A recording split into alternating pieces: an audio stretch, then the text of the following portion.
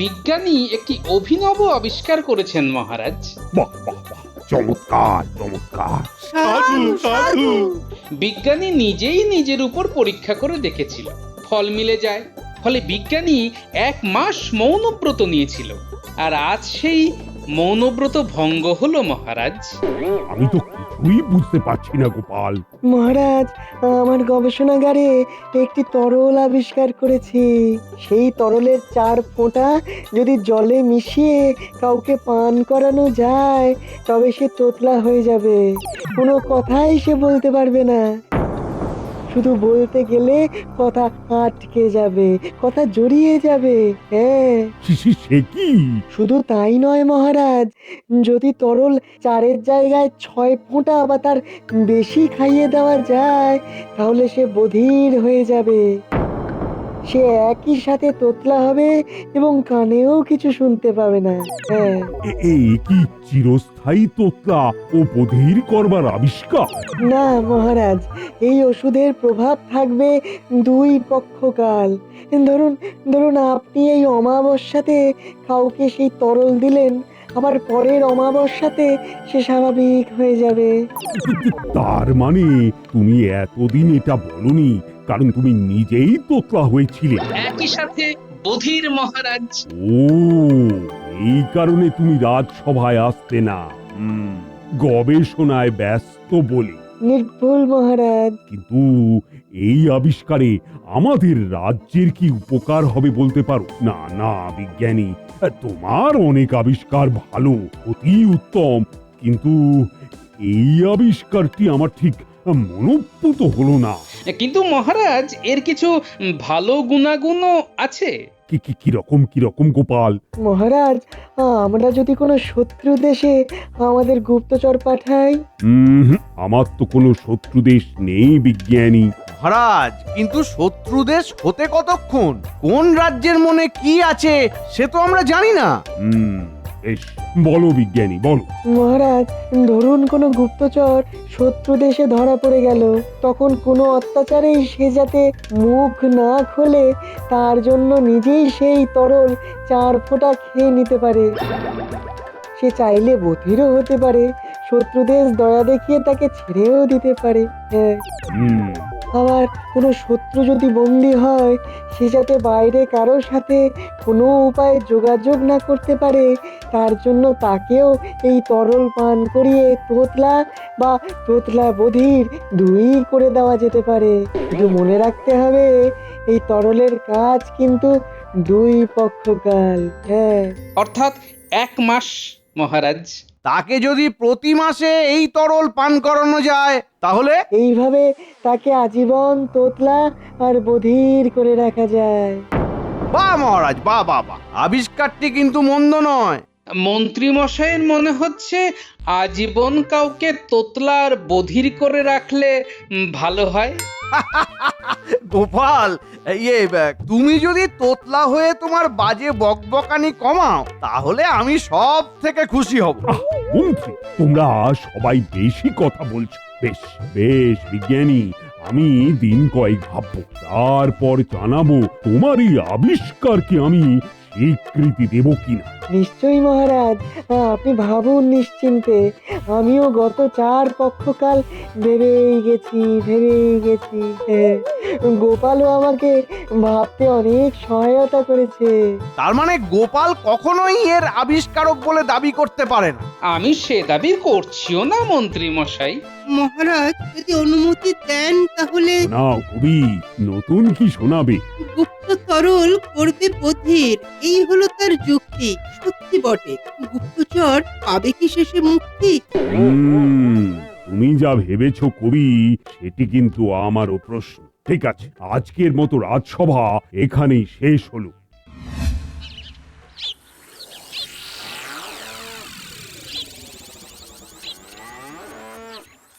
বিজ্ঞানী একটা দারুণ জিনিস আবিষ্কার করেছে, বুঝলে? তোতলা হবার ওষুধ।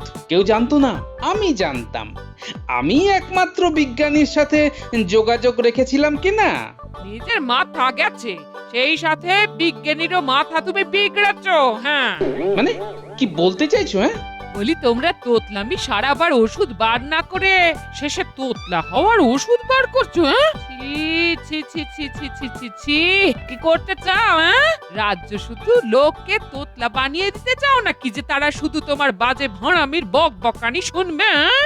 আর কেউ কিচ্ছুটি বলবে না। আহা, তুমি অন্যরকম ব্যাখ্যা করছো গিন্নি। এর মানে এই নয়। আর কেউ যদি আমার কথা শুনতে না চায় তাহলে সে চাইলে কালাও হয়ে যেতে পারে। শেষে মানুষকে কালা বানিয়ে দেবে, যত সব। তাই বলি যত দিন রাত এইসব বাজে বাজে চিন্তা করবে আর এদিকে ঘরে চাল নেই, সে খেয়ালও থাকবে না। তা মহাজনের কাছে গেলেই পারতে। কোন মুখে যাবো শুনি, হ্যাঁ? আগের মাসে চালের দাম পুরো দেওয়া হয়নি, গেলে বলবে তোমার গোপাল রাজসভায় চাকরি করে, চালের দাম দিতে পারে না। তাই বুঝি? আমি তো বলেছি এই মাসে শোধ করে দেব। মহাজন যদি বেশি কথা বলে তাকেও তোতলা বানিয়ে দেবার উপায় আমার জানা আছে গিন্নি।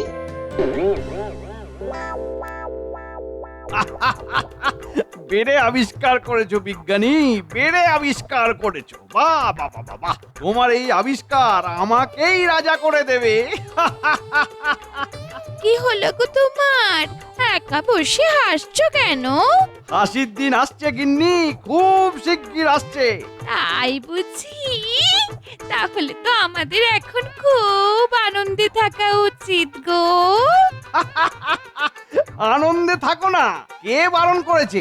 তবে হ্যাঁ, তোমার এই আনন্দ এক্ষুনি যেন কারো চোখে না পড়ে, তাহলেই কিন্তু মুশকিল। সে না হয় মনে মনে আনন্দ করব, কিন্তু কি এত হাসির ব্যাপার সেটা তো জানলাম না। হ্যাঁ, জানবে জানবে জানবে, নিশ্চয়ই জানবে। সময় হলে সব জানতে পারবে। শুধু একটা কথাই জেনে রাখো, আমি খুব শিগগির এই রাজ্যের রাজা হতে চলেছি। আমি হব রাজা আর তুমি হবে আমার রানী। ও মা, সে কি গো? তাহলে মহারাজার রানী মা? আহা, মহারাজ তো রাজা থাকতে চাইছেন না। মহারাজ আর রানী দুজনেই রাজত্ব ছেড়ে তীর্থ ভ্রমণে চলে যাবে বলে ভাবছে। সে কি গো? কি হবে তাহলে? কি আবার হবে? আমি রাজা হব আর আমাদের পায় কে? তুমি কিন্তু এই সব গোপন কথা একদম পাঁচ কান করবে না বলে দিলাম। সব আনন্দ কিন্তু মাটি হয়ে যাবে। ঠিক আছে, আমি কাউকে বলবো না। হ্যাঁ,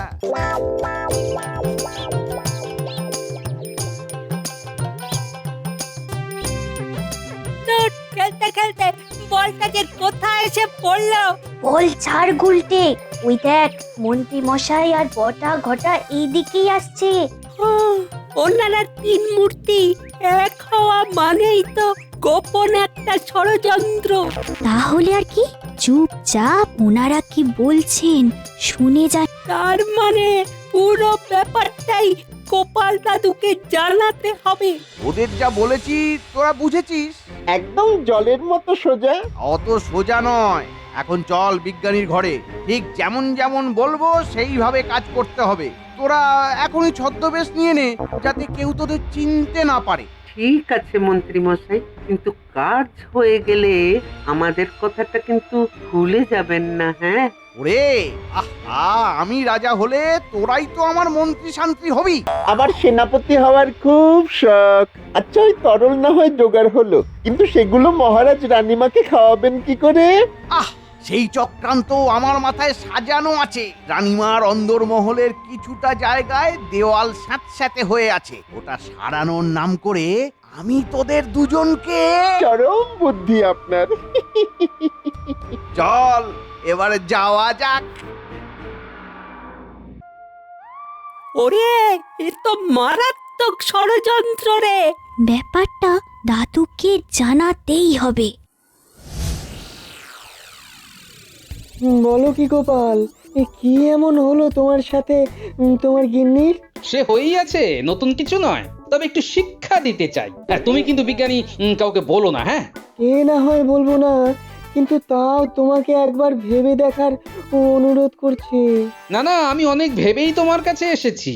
আরে তো বেশি দিন নয়, মাত্র 1 মাস, দুপক্ষ কাল।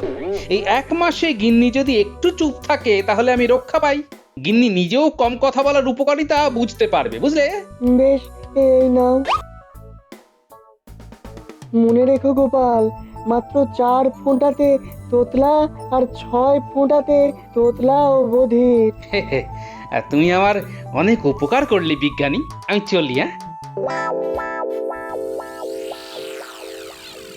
আসুন আসুন মন্ত্রী মশাই, আমার পরম সৌভাগ্য যে আপনি আমার গবেষণাগারে পায়ের ধুলো দিয়েছেন। তুমি যে এত সুন্দর আবিষ্কার করেছো যে তোমার এখানে আসতেই হচ্ছে। আমার কি মনে হয় জানো বিজ্ঞানী, তোমার মতো বিজ্ঞানী সারা দেশে দ্বিতীয়টি নেই। আমাদের ভাগ্য খুব ভালো, খুব ভালো। তবে কদর এখানে কোথায় আর সেরকম পাপ। কেন, মহারাজ আমাকে যথেষ্ট বেতন দেন, তার উপর ভালোবাসেন, ভরসা করেন। না না, মানে কিছু না। তুমি মহান, আমি জানি বিজ্ঞানী, তুমি মহান। এই দেখো, এরা দূরদেশের বণিক, এরা তোমার আবিষ্কারের কথা এই বিশ্বের চারিদিকে ছড়িয়ে দেবে। তোমার অনেক নাম হয়ে যাবে, তুমি তুমি তুমি বিখ্যাত হয়ে যাবে বিজ্ঞানী। আগে আমার নিজের নাম আমি নিজেই ভুলতে বসেছি। বড়ই সরল তুমি, হে বড়ই সরল। ও, এখন দেখাও তোমার আবিষ্কার, এদেরকে দেখাও। এরা হলো 2 ভাই, পন্তনেশ্বরম আর ঘন্তনেশ্বরম। নাম শুনে মনে হয় দক্ষিণ দিক হতে আগমন। দেখাও দেখাও দেখাও, দক্ষিণ দেখাও। এই যে, এই হলো তোতলা আর বধির হবার ওষুধ। নিন, আপনারা নিন। কিন্তু মহারাজের অনুমতি ছাড়া দেওয়া কি ঠিক হবে? আহা, এ তো এখন স্বীকৃত নয়, আর মহারাজ তোমাকে বারণও করেনি। আর তাছাড়া এরা এটা নিজেদের দেশে পরীক্ষা করে দেখবে দুজনের ওপর। সব ঠিক, মানে তোমার তোমার বিপুল খ্যাতি। তোমার তো তখন পুরস্কার আর পুরস্কার বিজ্ঞানী, হ্যাঁ, শুদ্ধ পুরস্কার। বেশ বেশ। প্রত্যেকটি শিশিতে 24 ফোঁটা করে তরল আছে, অর্থাৎ একটি শিশিতে 4 জন বধির হতে পারে। এ তো খুব ভালো কথা বিজ্ঞানী, খুব ভালো কথা।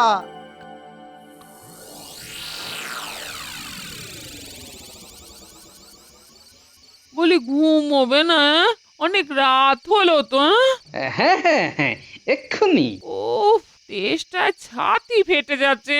যাই, আমি জল খেয়ে ঘুমোতে যাই। ওহ, আহা, তুমি বসো না, আমি তোমার জল গড়িয়ে আনছি।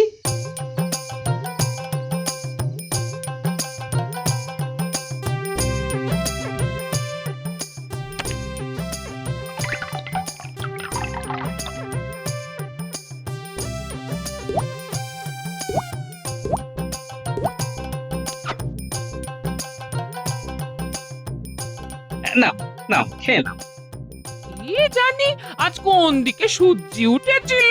হ্যাঁ,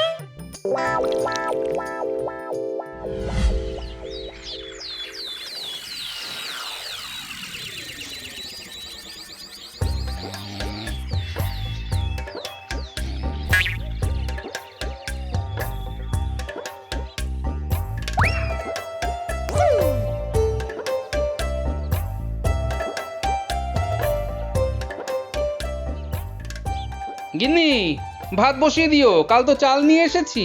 আলু সেদ্ধ আর ভাত খেয়ে রাজবাড়ি যাব, বুঝলে? আজ একটু তাড়াতাড়ি যেতে হবে।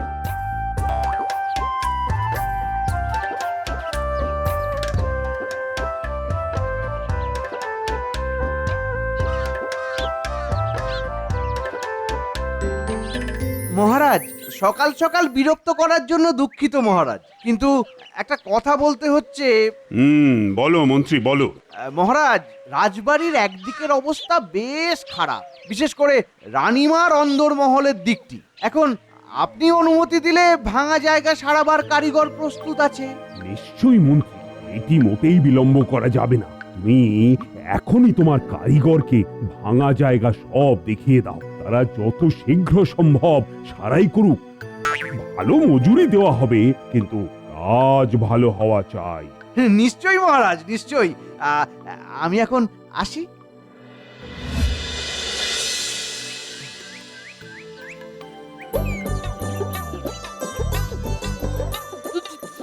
তুমি আমাকে তোতলা হয়ে গেছো? খুব ভুল হয়ে গেছে গিন্নি, ঝোঁকের মাথায় কি যে করে ফেললাম। এখন আমার কি হবে? তুমি যে আমার কোনো কথাই শুনতে বা বুঝতে পারবে না। কি যে ভুল হলো। কিরে, তোরা কি করছিস? আমরা তো তোমার কাছেই আসছি দাদু। বল বল, শিগগির শিগগির। কি হলো গোপাল, তোমার গিন্নির কিছু অসুবিধে হয়েছে নাকি? আপনি কি করে জানলেন রাজ্যধীশী মশাই? আমি তোমার ঘরের কাছ দিয়েই যাচ্ছিলাম, তোমার চিৎকারও শুনছিলাম। কি হলো গিন্নি, কি হলো গিন্নি? আমার গিন্নি কানে কিছু শুনতে পাচ্ছে না, তোতলাও হয়ে গেছে। সে কি? কিভাবে? গিন্নির বাক্যবাণে অস্থির হয়ে আমি এই কাণ্ডটি ঘটিয়েছি। তুমি গিন্নিকে বিজ্ঞানীর আবিষ্কারের তরল দিয়েছো? হ্যাঁ। ছি ছি ছি, মহারাজ, গোপাল নিজের গিন্নিকে শুধু মুখ বন্ধ রাখবার জন্য তোতলা করে দিল। অধীর হয়ে গেছে খুব সম্ভব। কি হলো মহারাজ, আপনি কিছু বলুন। হ্যাঁ মহারাজ, কিছু বলুন। মহারাজ, আপনি কি কিছু শুনতে পাচ্ছেন না? গণনা অনুযায়ী মহারাজের এখন সবকিছুই তো শুনতে পাবার কথা, তবে কেউ কিছু খাইয়ে দিলে তা অন্য কথা। কে কে আবার কি খাওয়াবে? আ- আ- আ- আ- আ- আ- আমি কথা বলতে পারছি না, এ কি হলো মহারাজ? এ কি হলো? কে আপনার এমন ক্ষতি করলো? মহারাজ কিছু শুনতে পাচ্ছেন না। গোপাল, তুমি এটা করেছো? কি বলতে চান মন্ত্রী মশাই? তুমি তোমার গিন্নিকে এই তরল খাইয়েছো, এখন দেখছি মহারাজকেও খাইয়েছো। তোমাকে মহারাজ এত বিশ্বাস করেন। ছি ছি ছি ছি ছি ছি ছি। তুমি শেষে। বেশি কথার প্রয়োজন নেই। 1 মাস পরে মহারাজ স্বাভাবিক হলে তখন দেখা যাবে। তখন মহারাজ যা বলবেন সেটাই শিরোধার্য। কি হে গোপাল, আজ 15 দিন তুমি রাজসভায় যাওনি। কার জন্য যাব বলতে পারো? সত্যি গোপাল, মহারাজ নিজেই যদি মৌন হয়ে যান তাহলে কি আর রাজসভা চলে? এদিকে আমার গিন্নিরও কোনো কথা নেই। সে তো বুঝতে পেরিয়ে গেছে যে আমি ওকে ওই তরল দিয়েছি। না মানে তুমি ঠিক এই কাজটা কেন করলে? কবি, আমাদের জোর ঝগড়া লেগেছিল যে। ও তাই বলো। মন্ত্রী কি করে? সে তো বলেই দিয়েছে, মহারাজ যদি 1 মাসের মাথায় সুস্থ না হয় তাহলে। আর এক পক্ষকাল পরেও যদি মহারাজ ঠিক না হয় তাহলে বাধ্য হয়েই আমাকে এই রাজ্যের শাসনভার হাতে তুলে নিতে হবে। সেটা সম্ভব হবে কি? হ্যাঁ হবে, হতেই হবে। আজকে রাজসভায় যাওয়া যাক। একটা কিছু তো করতেই হবে।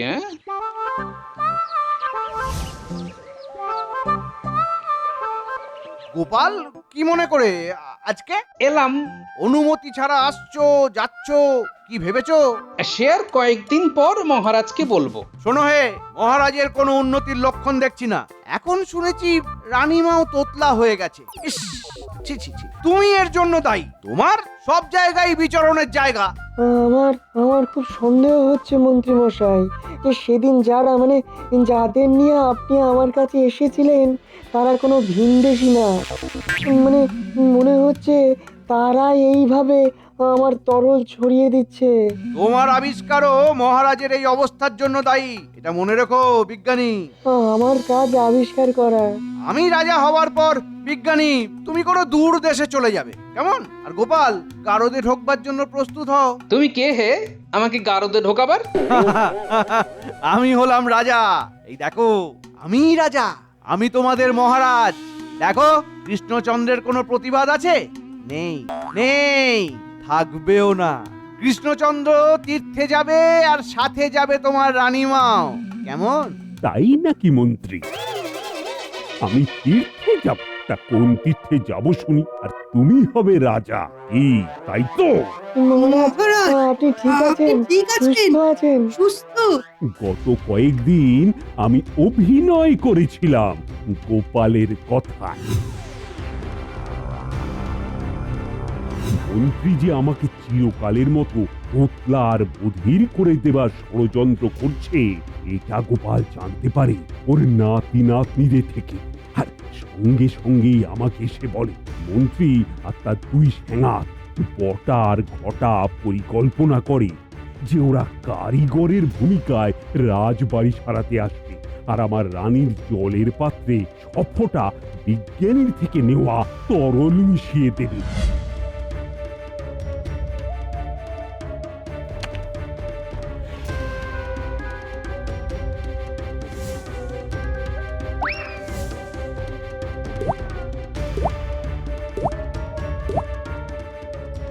না মহারাজ, এসব এসব ভুল ধারণা, আপনার ভুল ধারণা। চুপ, একদম কথা নয়। বটা ঘটা এখন গারদে বসে আছে, ওরা কেউ কথাও বলতে পারছে না আর কিছু শুনতেও পাচ্ছে না। এবার তো মন্ত্রীর পালা। প্রহরী, এই পাত্রের জল মন্ত্রীর হাতে তুলে দাও। হ্যাঁ, না মহারাজ, এটা ঠিক হচ্ছে না, এটা কিছুতেই ঠিক হচ্ছে না। না আও গোপাল, আবার তুই হলে আমার উদ্ধার কর্তা। এ তো আমার কর্তব্য মহারাজ। বিজ্ঞানী, তোমাকে কিন্তু আমার কিছু বলার আছে। বলুন মহারাজ। বুঝলে, এই আবিষ্কার কিন্তু খুব একটা কাজের নয়, তাই যাকে তাকে তো এটা দেওয়া যাবে না। তুমি বরং এমন কিছু আবিষ্কার করো যেখানে এক মুহূর্তেই যারা তোতলা বা বধির তাদের সেই তোতলামি বা বধিরতা সেরে যায়। নিশ্চয়ই মহারাজ, আমি অবশ্যই চেষ্টা করব।